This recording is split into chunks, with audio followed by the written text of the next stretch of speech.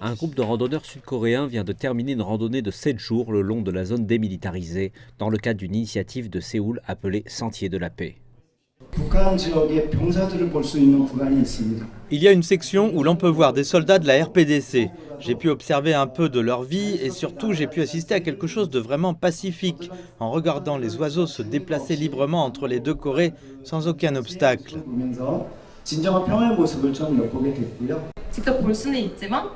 En marchant le long du chemin, en regardant les panneaux de signalisation de mines partout, il était alors temps de penser de façon réaliste à la situation de la guerre dans le pays où je vis maintenant.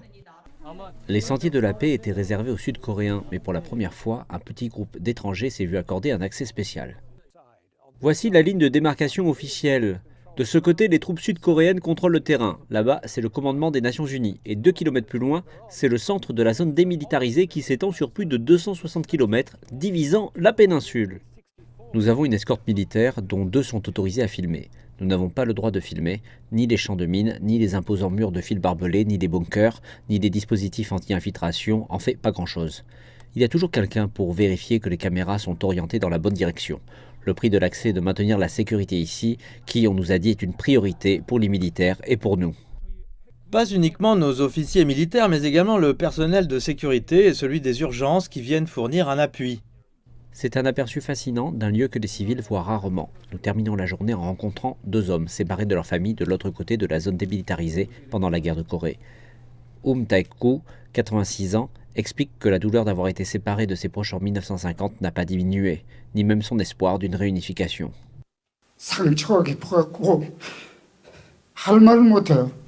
Ma blessure est si profonde qu'il est difficile de parler. Séparé de ma famille, supportant la douleur, je vis ma vie comme ça jusqu'à maintenant. Je vis parce que mon pays est bon pour moi, mais il y a trop de douleur. Je pleure 1 fois par jour, cela suffit. Les 2 hommes quittent l'auditorium au son de coups de feu provenant d'un champ de tir militaire. Un rappel que le véritable chemin vers la paix est long.